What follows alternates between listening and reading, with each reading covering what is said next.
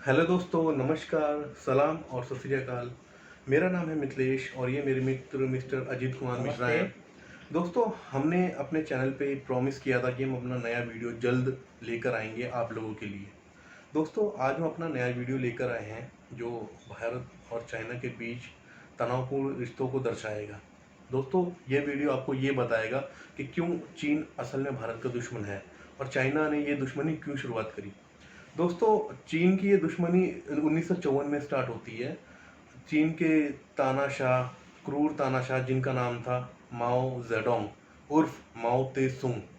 दोस्तों, माओ ते सुंग का जन्म चाइना में होता है और इनका जन्म होता है 26 दिसंबर 1893 को और इनकी मृत्यु 9 सितंबर 1976 को बीजिंग के अंदर हो जाती है। दोस्तों, माओ ते सुंग बहुत ताकतवर नेता के रूप में उभरे और ये 20 साल तक भारत के साथ दुश्मनी के रिश्ते निभाने में इन्होंने अहम किरदार निभाया। दोस्तों, इन्होंने अपनी पूरी ज़िंदगी भारत के साथ दुश्मनी में ही निकाल दी और आप ये कह सकते हैं इन्होंने अपनी पूरी ज़िंदगी अन्य देशों के साथ भी दुश्मनी में निकाल दी। और दोस्तों, माओ तेसुंग के बारे में एक बात बहुत प्रचलित है कि वो बिल्कुल निशाचर प्रवृत्ति के थे और बिल्कुल भी सफाई पर ध्यान नहीं देते थे। दोस्तों, वो एक नास्तिक किस्म के इंसान भी थे। दोस्तों, माओ तेसुंग दिन में बिल्कुल भी कोई काम नहीं किया करते थे। बहुत से समय आप देखेंगे, आपने अगर किसी को हिस्ट्री की नॉलेज है तो माओ तेसुंग अपनी कोई भी मीटिंग या कूटनीतिक बातें या सैन्य मीटिंग कभी भी दिन में नहीं रखते थे। वो दिन भर सोते थे और रात को ही अपने जरूरी कार्य को करते थे।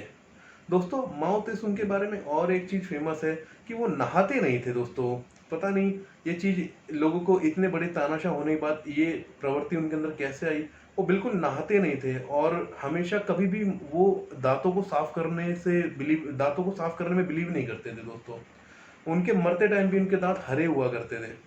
तो दोस्तों, आप समझ सकते हैं वो बिल्कुल ही नास्तिक प्रकार के इंसान थे। ना वो ईश्वरीय बातों में बिलीव करते थे, ना वो व्यवस्थित रहने में बिलीव करते थे। दोस्तों, उनके बारे में कुछ बातें विस्तार में आपको हमारे भाई बताएंगे। अजीत भाई। ये कहानी शुरू होती है 1954 से। भारत के प्रधानमंत्री श्री जवाहरलाल नेहरू चीन जाते हैं, चीन के दौरे पे। वहाँ पे जब वो जाते हैं तो चीन का तानाशाह जवाहरलाल नेहरू के जो स्वागत में तकरीबन 1 लाख चापलूसों की फौज लगा देता है, जिसे देखकर जवाहरलाल नेहरू गदगद हो जाते हैं।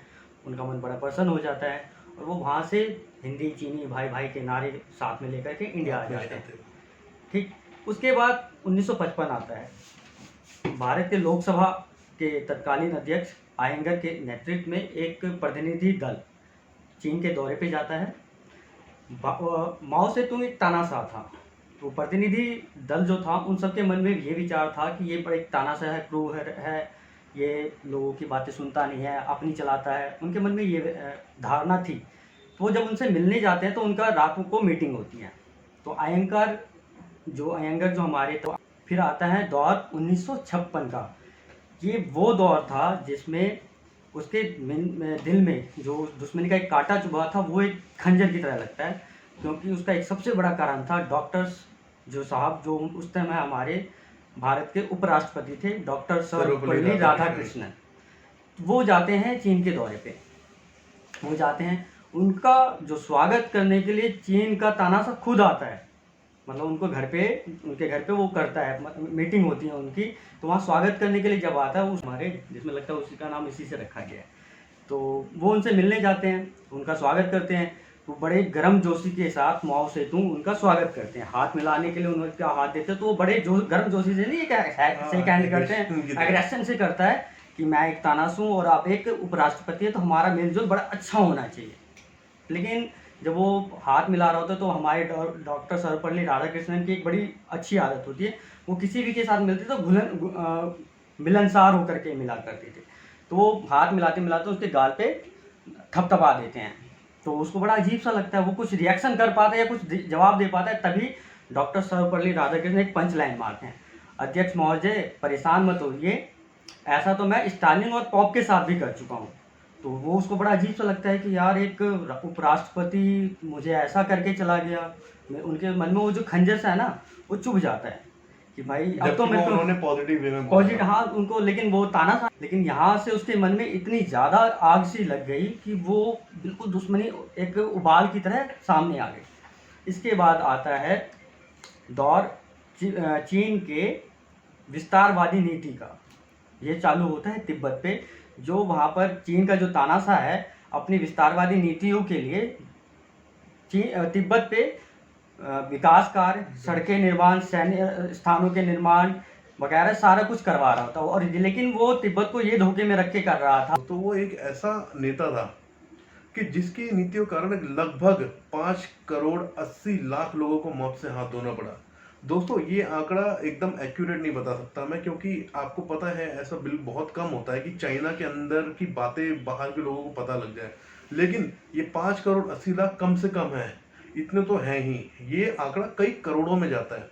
दोस्तों उसकी कुछ नीतियां थी, जैसे कि ग्रेट लीप फॉरवर्ड, सांस्कृतिक क्रांति और कुछ राजनीतिक विफलता, जिसके कारण चाइना के लोगों को भूखे मरने की नौबत आ गई। दोस्तों अकाल मृत्यु, अकाल से लोग वहां मर रहे थे दोस्तों, उनको खाने के लिए उनके पास दाना नहीं था। ऐसी नौबत उस शासक ने चीन के लोगों के लिए पैदा कर दी। तो दोस्तों जो शासक अपनी जनता का नहीं हो सकता, अपने देश की सेवा नहीं कर सकता, अपने देश को व्यवस्थीकरण की नीति पे नहीं चला सकता, दोस्तों वो दूसरे देशों के साथ कैसे दोस्ती का हाथ आगे बढ़ाएगा। वो इतना अहंकार से भरा हुआ था दोस्तों वो इस किस्म का अहंकारी आदमी था कि उसको पहले तो वो जल्दी किसी देश में जाता नहीं था दोस्तों, और जब जाता था तो अपना पलंग साथ में लेके जाता था, क्योंकि उनको नींद भी अपने पलंग पे ही आती थी दोस्तों। तो दोस्तों फिर आप कैसे उम्मीद कर सकते हैं कि वो एक अच्छा नेता था। दोस्तों बहुत क्रूर तानाशाह था, और उसके नीतियों के कारण मैंने जैसे कि आपको बताया काफ़ी चीन के लोगों को भुगतना पड़ा है, और आज भी चीन उस चीज़ से ग्रसित है। वही वही वही मैं कह रहा था कि जो तिब्बत है, तिब्बत में जब उसने अपनी उपनिवेश नीति अपनाई, विस्तारवादी की नीति अपनाई, तो उससे क्या हुआ कि वहाँ की जनता को जब इस बात का एहसास हुआ कि ये तो चीन खाली अपने आप को कब्जे के लिए यहाँ पर दिखा रहा है, तो उसके बाद वहाँ की जनता ने, वहाँ के लामाओं ने, वहाँ के धर्मगुरुओं ने, वहाँ के किसानों ने, सबने विद्रोह किया।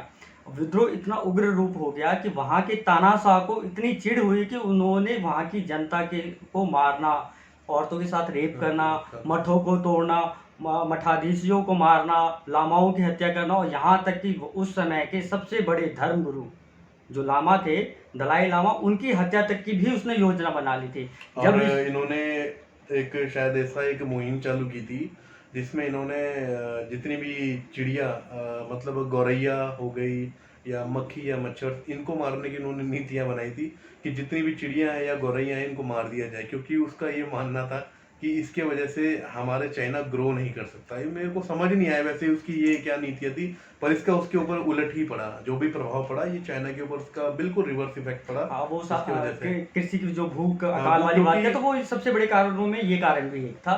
तो जब ये चीज़ हो जाती है कि वहाँ के लामाओं को मारने तक की मैं बात कर रहा हूँ, कि लामाओं तक की मानो, धर्मगुरु दलाई लामा जो आज हमारे इंडिया में शरण लेके बैठे हुए हैं, वो तिब्बत के एक तरह से शासक है, धर्मगुरु है वहाँ के। तो उनको जब मारने की नीति अपना ली, तो वहाँ की जनता या वहाँ के जितने भी सोर्स थे उनको पता चला, तो उन्होंने भारत और नेपाल से मदद मांगी। तो भारत ने तिब्बत के लामाओं की मदद करते हुए उनको नेपाल में शरण दिलवा दी।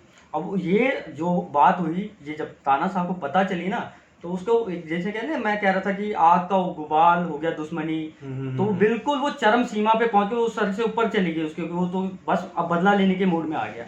ये बात थी 1959 की, जो मैं दलाई लामा की बात बता रहा हूँ। उनको 1959 में भारत की मदद से वो नेपाल में शरण लेके बैठे और मदद लेते रहे। इंडिया ने भी काफ़ी शरणार्थियों को अपने देश में जगह दी, उनको व्यवस्थित किया।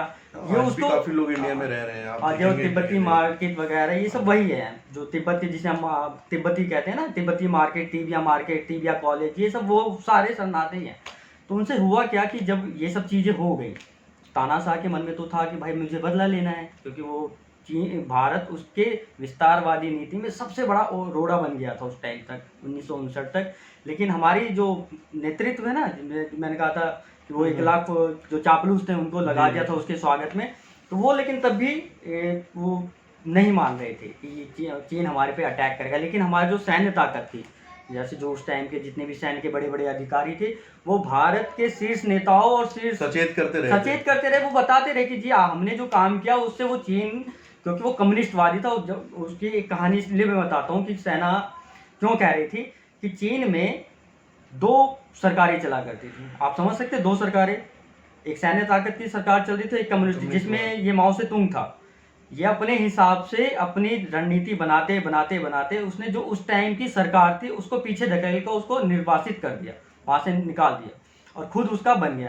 तो वो जो हमारी सैन्य ताकत थी वो समझती थी कि ये कैसा आदमी है, इसकी रणनीति क्या है, ये क्या कर सकता है, लेकिन हमारे जो शीर्ष नेतृत्व था वो नहीं समझ रहा था। वो फिर भी अपने नारे में वो परेशान डूबा हुआ था। उन्हें लगता था कि चाइना हमारा बहुत बड़ा मित्र है, अव्वल दर्जे का मित्र, वो हमारी मदद करेगा। हाँ, तो ऐसा कुछ भी नहीं था, वो बस खाली दिखावे के लिए था और उसने दिखावा ही किया। यही चीजें दोस्तों जो हम आज भी भुगत रहे हैं, या जो भी चीन की ये नीतियां रही हैं कि वो हमेशा पीठ के पीछे ही खंजर मारता है। इसी वजह से हमारी कई हजार लोगों को जान से हाथ धोना पड़ा था, और हमारी राजनीतिक विफलताओं के कारण हम भारत चीन का जो युद्ध, पहला युद्ध जो 1962 में लड़ा गया था, उसके लिए मैं एक बात बताता हूँ कि चीन में जो चीन ने जो 1962 में अटैक किया था, ये किसी भारतीय नेतृत्व को पता ही नहीं था कि वो उसने किस वजह से उसने आक्रमण किया है। लेकिन वो तो पनप रहा था 1954 से लेकर के 1960 तक की जो उसके मन में गुमार था वो निकला था। उसके बाद होता क्या, 1962 में जब वो अटैक करता है तो 2 फ्रंट पे अटैक करता है। पहला अक्साई चीन जो पूर्वी लद्दाख का हिस्सा है, और दूसरा पूर्वी भारत, अरुणाचल प्रदेश वगैरह का जो हिस्सा है वो उस पर तकरीबन पूर्वी लद्दाख में अकेले वो 80,000 फौजी भेजता है, और इंडिया की फौजी वहाँ पे 20,000। और ठीक दूसरी तरफ वो जो अरुणाचल प्रदेश का काफ़ी हिस्सा वहाँ पे भी अटैक करता है। उसके सैनिकों की संख्या तो मुझे नहीं मालूम, लेकिन फिर भी हाँ वहाँ पे अटैक करता है। और वो वहाँ पे चीन जो उनमें से बाहर गई इंडिया, जब पूर्वी दोनों फ्रंट पे लड़ाई हो गई और इंडिया अपनी पोजीशन हार गई, इन दोनों जगह पे हार गई, तो क्या हुआ, तो उसके बाद होता क्या है, इसमें एक सबसे बड़ी, इंडिया जो हारने का सबसे बड़ा रीजन, एक CIA रिपोर्ट, अमेरिका की जो एजेंसी है CIA, उसकी एक रिपोर्ट आपको पढ़नी है CIA वालों की, कि अगर इंडिया अपनी एयरफोर्स को 1962 के युद्ध में इस्तेमाल करती तो जो आज स्थिति है 1962 की, जो आज मैं उस टाइम की बात बता रहा हूँ, आज जो स्थिति है, जो चीन हावी है या जीत गया है, वो उल्टा होता। क्योंकि उस टाइम चीन की जो एयरफोर्स थी वो इतनी काबिल नहीं थी कि वो इंडिया पर हावी हो सकते हैं या अटैक को झेल पाते। वो युद्ध के दौरान एक पोजीशन उसने क्रिएट कर रखी है, जो ये पाकिस्तान भी बोलता है ना, जो उसका नक्शा जो कुत्ते की तरह खड़ा रहता है, आप देखोगे तो पाकिस्तान का नक्शा कुत्ते की तरह, और ये जो चीन है वो मुर्गी जो पंख फैला के नहीं बैठ जाती, वैसा उसका नक्शा आप देख सकते हो। कभी भी आपको पता चलेगा तो देखोगे तो बड़ा अजीब सा लगेगा। उनकी ऐसी नीतियाँ हैं भी। ये एक कुत्ता सोचता है कि मैं भारत की रोटी छीन लूँगा या फिर भारत का हिस्सा कब्जा लूँगा, और मुर्गी जो होती है वो दाना चुगती है ना, तो वो चाहे इंडिया के कुछ हिस्से चुगने की कोशिश कर रही है, लेकिन वो कभी हो नहीं सकता, क्योंकि आप समझते हैं तो क्यों हुआ। लेकिन माओ से तुम यहाँ पे भी खुश नहीं हुआ, मतलब यहाँ पे भी खुश नहीं हुआ वो, उसने 1975 में भी अटैक करवाया, तब भी वो हारा। 1967 में भी उसने एक अटैक करवाया, जिसमें, अब यहाँ पे बता दो, 1967 में भी उसने अटैक करवाया जिसमें चीन के तकरीबन 300 सैनिक मारे गए, और इंडिया के लगभग एक अंदाजा है 60 से 90 के बीच में भारतीय सैनिकों की शहादत हुई है। लेकिन एक सबसे बड़ी बात, उसने अक्साई चीन छीना हमसे, लेकिन भारत ने तब सिक्किम जो अलग राजवंश से चलता था उसको इंडिया में उसका विलय करवा लिया, जो ना तो उस टाइम पे चीन उस पर कब्जा करने की सोच रहा था, लेकिन इंडिया ने यहाँ पे बाजी मार दी, सिक्किम को अपने में मिला लिया। ठीक इसके बाद की कहानी और भी है, जैसे 1975 में भी उसने अटैक किया तो उसमें छिटपुट घटना हुई। 1986 में भी उसने ऐसे ही अपनाया कि कुछ नाथुला वगैरह जो इलाका अरुणाचल प्रदेश का है, ये सब भी उसने हथियाने की कब्जा करी थी, लेकिन वो उस टाइम पे भी हमारे सैनिकों ने मुंह तोड़ उसको जवाब दिया। उसकी भी एक कहानी है कि 1985 तक में जो अरुणाचल प्रदेश के पर्वत थे वहाँ पर इंडियन फौजें अपनी गर्मियों में गश्त करती थी, वहाँ पे अपने टेंट लगा के बेस लगा कर रहती थी। 1986 में वो ये कहते हैं कि ये पर्वत श्रृंखलाएं हमारे में आती है, और वो आज भी वो जो कहते हैं ना डोकलाम वगैरह अरुणाचल प्रदेश जो वो कहता है कि हमारा हिस्सा है, वो वही 1986 वाली रणनीति पे आज भी चल रहा है कि वो हमारा हिस्सा है, लेकिन वो तब के तत्कालीन जो भी थे सैन्य शक्ति उन्होंने हेलीकॉप्टर से 1987 में गर्मियों में हेलीकॉप्टर से अपने सैनिकों को वहाँ पहुँचाया, वहाँ टेंट लगाया और सब कुछ वहाँ उस टाइम पे भी उन्होंने पूरा जवाब दिया उनको। हमारे सैन्य शक्ति में कभी वो इच्छा रही नहीं कि इसको जवाब ना दें, ये हमसे हावी हो सकता है। उन्होंने अगर कभी विफलता रही तो राजनीति लेवल पे विफलता थी, ये बाकी हमारी सबसे बड़ी सेना शुरू से बहादुर रही है और लड़ने के लिए तैयार रही है, बशर्ते प्रॉपर संसाधन और सारे सैन्य उपकरण उपलब्ध होते तो शायद हम 1962 की लड़ाई में भी हमें ये काला बोझ हमारे सिर पे नहीं रहता कि हम युद्ध में हम हारे नहीं हैं, हमें हराया गया है। क्योंकि जब आपके पास लड़ने के लिए कुछ हथियार नहीं है, तब भी हमारे सैनिकों ने बिना हथियारों के, उनके तकरीबन एक सैनिक ने मैं बताता हूँ, जो 1962 की लड़ाई में जो होता है चुसूल वाली जो लड़ाई का इलाका है, उसमें तकरीबन 124 सैनिकों ने उनके तकरीबन 4 गुना से 7 गुना सैनिकों को मारा है। यानी 124 ने तकरीबन 1200-1300 के आदमियों को लपेटे में मारा है। मतलब एक बंदे ने 4-4, 5-5, 10-10 लोगों को मारा है। खोपड़ियों किसी की तोड़ दी, किसी की गर्दन तोड़ के, जैसा भी गलवान में हुआ सेम वही सिचुएशन उन्होंने उस टाइम में भी की। उन्होंने 1967 में भी की, उन्होंने 86 में भी की, 1975 में भी की। तो इसका जो मनोबल है ना चीनी सैनिकों का, वो कभी भी जल्दी अग्रेसिव नहीं होना पाते। धोखा, गोरिल्ला युद्ध उनकी नीति है, वो उनके दार्शनिक कोई है, उनकी भी यही रणनीति कि छुप के वार करो, पीछे रणनीति बना के चलो। ये जैसे हमारे यहाँ चाणक्य है, उनके यहाँ भी एक कोई दार्शनिक है जिनका वो नीतियों पे वो चलते हैं, वो बुक पढ़ते हैं आर्ट ऑफ वॉर के ऊपर, तो वो उसमें ये सब सिखाया जाता है। तो हमारे लिए वो कोई बड़ी चीज़ नहीं है। लेकिन फिर भी जो दुश्मनी कब से चालू, 1954 से, लेकिन आज तक जो शी जिनपिंग का जो मोटिव है ना, वो उसके आदर्श रहे हैं। कम्युनिस्ट पार्टी जो विलय हुआ वो खाली एक मजदूरों और कृषियों के संगठनों के रूप में, लेकिन आज की डेट में वो सैनिक, क्योंकि माओ से तुंग का एक सबसे बड़ा नारा था, वो उसकी सोच थी कि राजनीतिक सफलता की सीढ़ी बंदूक की नोक पे शुरू होती है, और चाहे वो युद्ध की नीति हो, चाहे वो राजनीति हो, वो बंदूक के नोक पे होती है। तो वो मतलब उसने क्या किया, जनता, राजनीति, सैनिक, तीनों पे कब्जा रहा। उसने अपने जीवन काल में सभी बड़ी पोस्टों का हेड रहा। मैं आपको एक चीज़ बता देता हूँ, सभी बड़ी पोस्टों का हेड रहा। उसने राजनयिक भी संभाले, उसने विदेश मंत्री भी संभाला, वो सब उसने सारे चीज़ संभाले। लेकिन उसने 2 पोस्ट कभी नहीं छोड़ी, एक कम्युनिस्ट पार्टी का हेड, चीन का हेड, और साथ में सैनिक। वो मरते दम तक भी अपनी सेना का हेड रहा था। आखिरी अंतिम पड़ाव या कुछ आखिरी दिन कह लो, अपने मरने कुछ दिन पहले तक वो काफ़ी परेशान था दोस्तों। एक बार उसको थाईलैंड के प्रधानमंत्री ने कुर्सी पर सोते हुए देखा, और सिंगापुर के प्रधानमंत्री ने उनको कुर्सी पर लेटे हुए, उनके मुंह से लार गिरते हुए देखा। दोस्तों, इन सब बातों से जब उसे खुद को पता चला कि मेरे अंदर इतनी गंदी आदतें हैं या मैं इस तरीके का अव्यवस्थित इंसान हूँ, तो उसने खुद दूसरे देशों में जाना छोड़ दिया और मिलना छोड़ दिया दोस्तों। और पूरी ज़िंदगी उसने तानाशाही में गुजार दी और अकेलेपन में गुजार दी दोस्तों। इसका ये मुख्य कारण भी था, वो इसीलिए किसी अन्य देशों में किसी से मिलने नहीं जाता था, क्योंकि उसे पता था कि उसकी हरकतें कैसी हैं, उसके अंदर आदतें कैसी हैं। और दोस्तों, उसकी जो ये तानाशाही वाली नीति है आज भी चीन के लोगों पर हावी है, और शी जिनपिंग कहीं ना कहीं उनमें उनकी परछाई नज़र आती है, क्योंकि चीनी सेना भी देश की सेवा में कम, जिनपिंग की सेवा में ज़्यादा रहती है दोस्तों। बाकी आप बताइए। बाकी एक और है, नया है तो बताओ पब्लिक। नया ही है। जो तानाशाह थे, एक तो वो पता है, वो इन्होंने कहा था कि उनको ब्रश करने की आदत नहीं थी। तो वो पता उनका सुबह का ब्रश किससे होता था, वो चाय का नहीं होता, हर्बल टी, उससे हर्बल टी से अपना कुल्ला कर लेते थे। तो जिसकी वजह से उनके दांत ना तो साफ होते थे, ना बदबू इतनी उनके मुंह से आती थी। कई राजनीतिकों का कहना है कि उनको देख करके उनको थोड़ा अजीब सा लगता था उस टाइम के जितने भी राजनीतिक थे। फिर भी वो एक तानाशाह रहा, और उसने आप लोगों के सामने हम इतिहास से जुड़ी कुछ बातों को रखें और उससे कुछ बातों से आपको रूबरू कराएं। हो सकते हैं हमारे कुछ मित्रों को इस बारे में पहले पता रहा होगा, बट हमने ये अपनी छोटी सी कोशिश की, जो लोग इससे अछूते रह गए हैं, जिनको ये बातें नहीं बताती, हम उनको ये बातें बताएं। दोस्तों हमने अपनी पूरी कोशिश की है कि ये वीडियो में हम वो पूरी चीज़ें आप लोगों को बताएं जो कुछ लोगों को नहीं मालूम थी। तो दोस्तों उम्मीद करता हूँ कि ये हमारे लिए एक अच्छा स्टार्ट रहेगा और हम जल्द अपना नया वीडियो भी या मेरा मतलब है दूसरा वीडियो भी हम जल्द लेकर आएंगे अपने इसी चैनल पे।